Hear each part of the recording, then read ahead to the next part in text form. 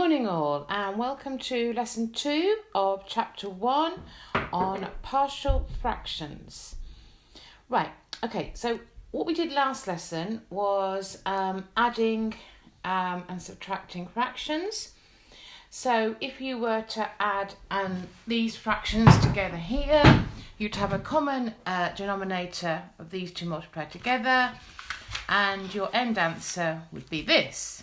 Okay, now what partial fractions is all about is you're given this result and you need to put it into these what we call partial fractions.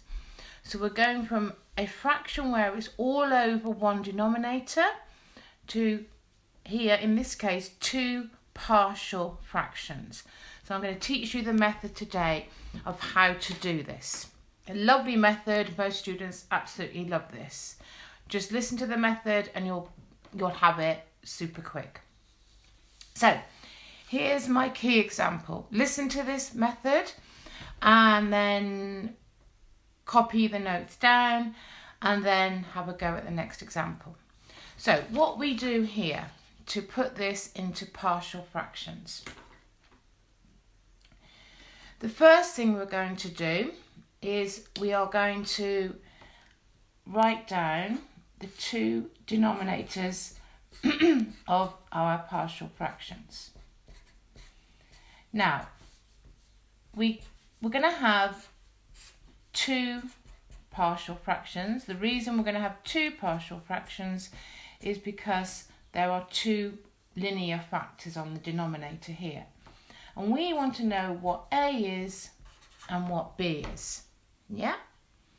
Okay, so what we will do is, let's imagine putting this right-hand side back into one fraction.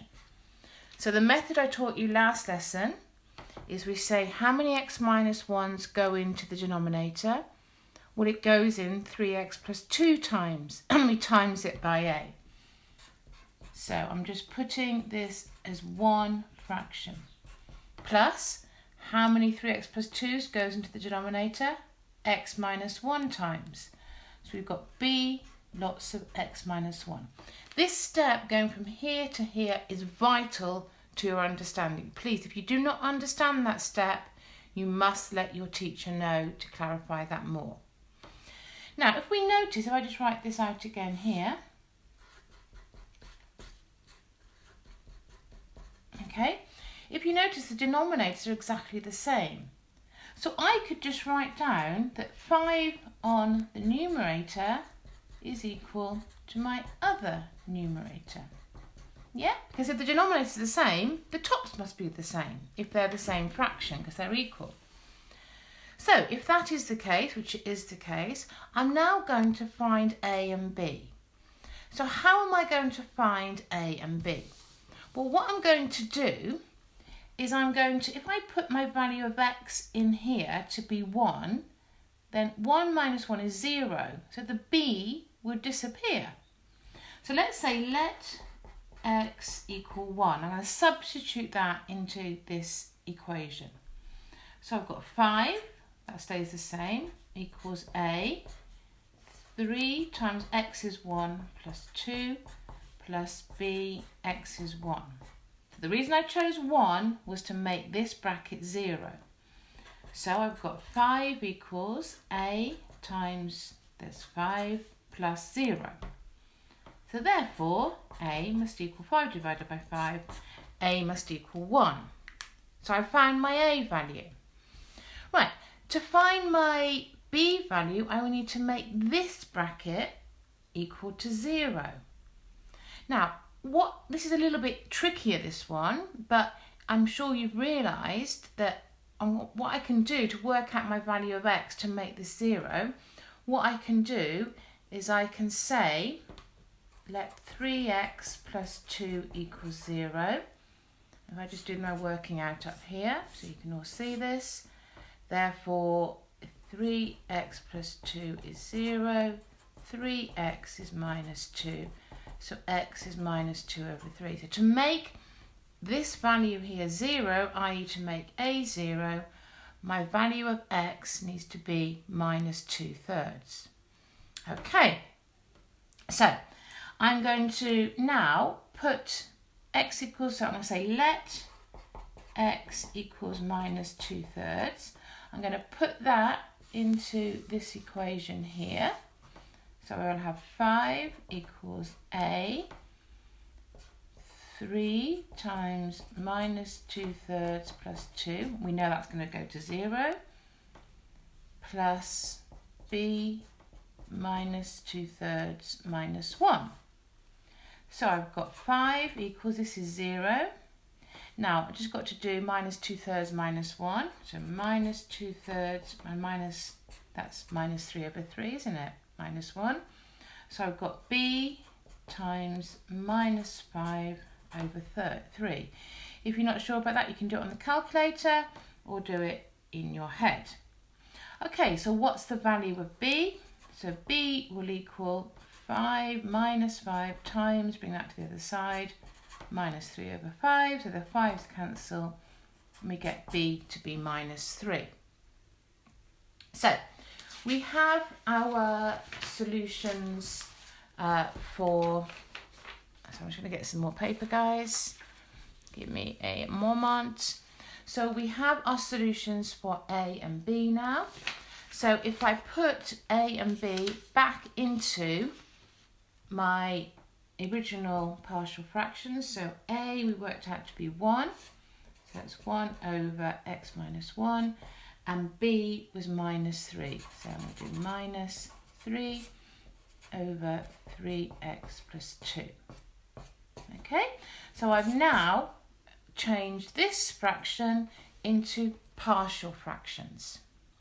Okay, so just to recap what the method was, just to go over that one more time. What did I do? I put it over common denominator. I made the numerators equal. And then I let values of x to make the bracket 0 to find a is 1 and b is negative 3. And then I just put it back into the answer. Right, so I want you to have a go now at doing that yourself. So I want you to try this one, okay? Now it looks, this is a quadratic on the bottom, okay? So the first step you're going to need to do is factorise the denominator and then follow the steps that I just did.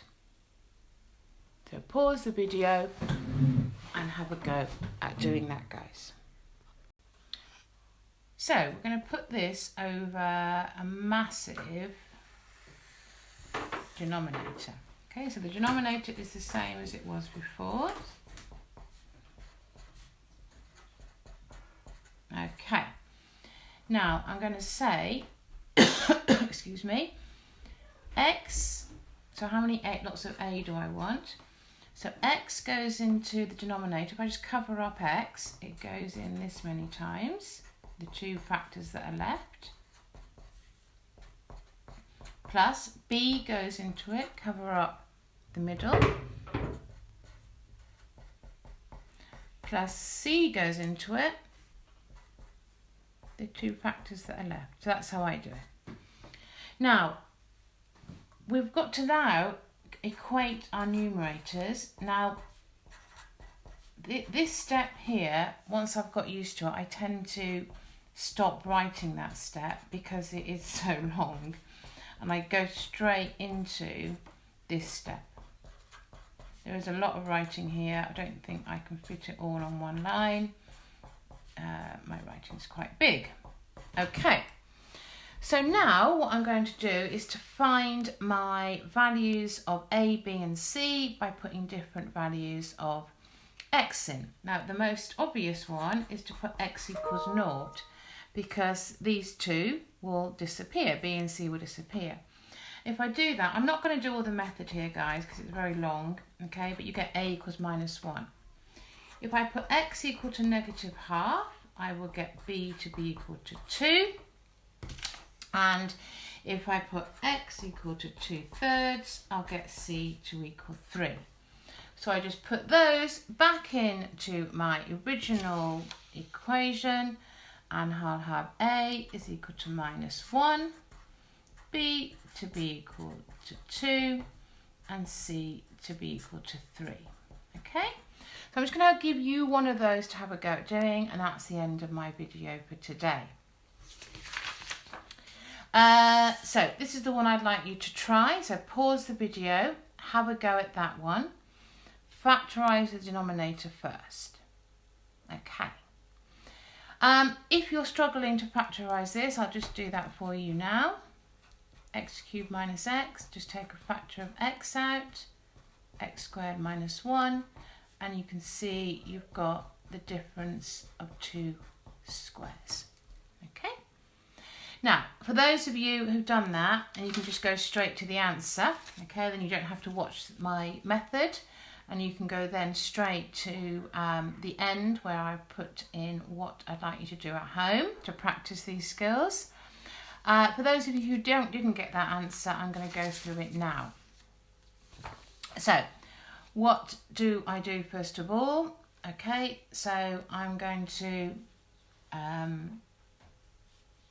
put it equal to A over X plus, sorry, 1 second, plus B over X plus 2 plus C over X minus 1.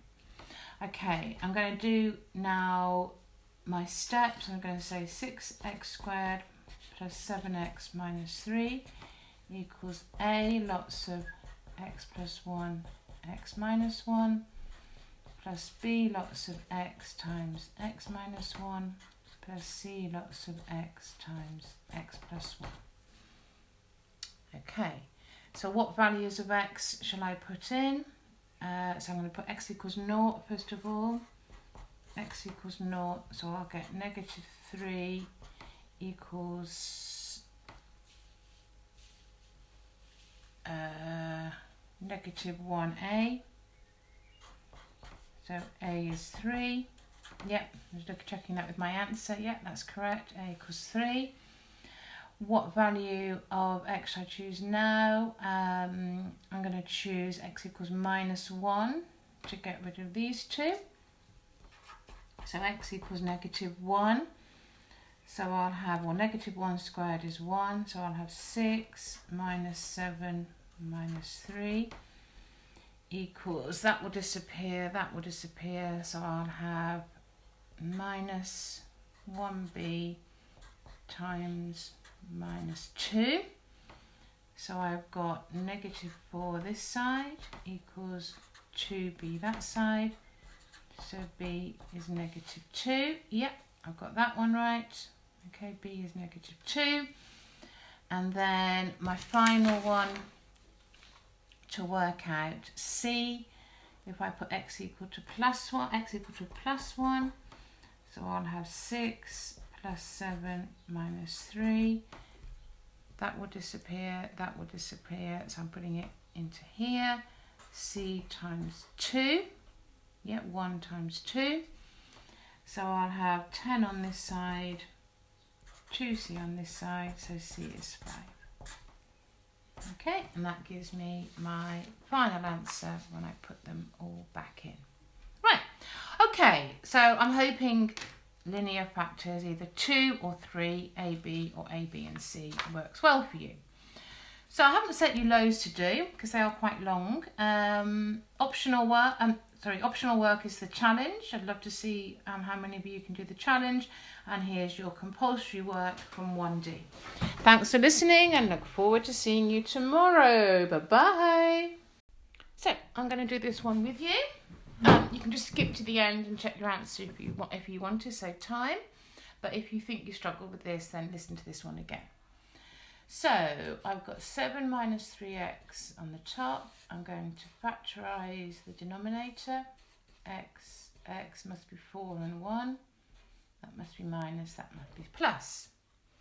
Okay, so I'm going to then put that to be a over my one factor on the bottom plus b over my other factor on the bottom. Okay, now I am going to put this over a common denominator, which would be the same as my original denominator. A lots of x plus 1 plus b lots of x minus 4. So I can now say that both my numerators are equal.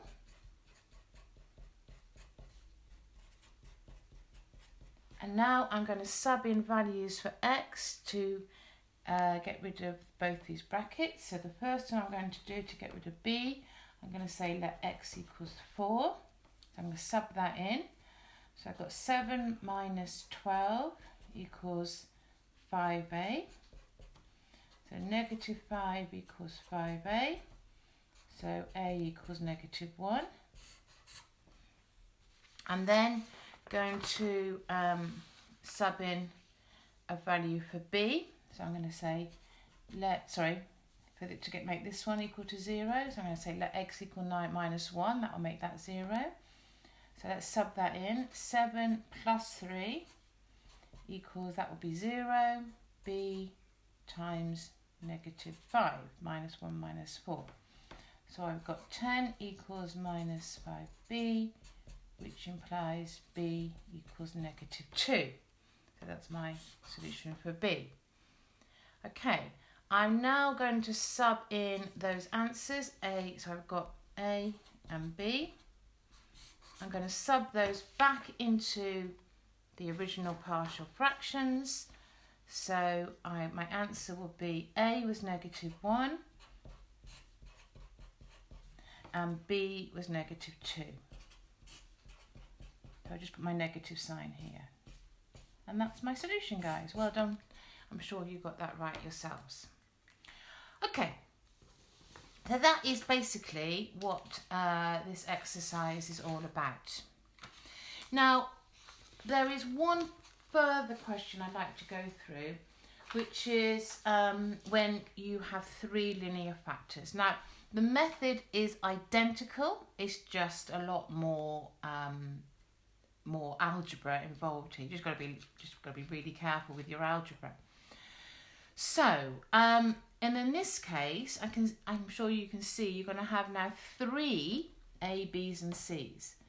So, because I'm going to have a over x plus b over 2x plus 1 plus c over 3x minus 2, because I've got now 3 factors on the bottom. So, when I put these back to the common denominator of what I started with, okay, this time I'm going to say, well, x goes into, if I cover up x will go into my denominator this times this times. So I'm going to probably need quite a long, yeah, okay. So x goes into my denominator, 2x plus 1 times 3x minus 2 times. So I've got a lots of 2x plus 1 times 3x minus 2 plus b lots of, so I'm going to, this is what my b is over 2x plus 1, so I'm left with these 2 factors, b x times 3x minus 2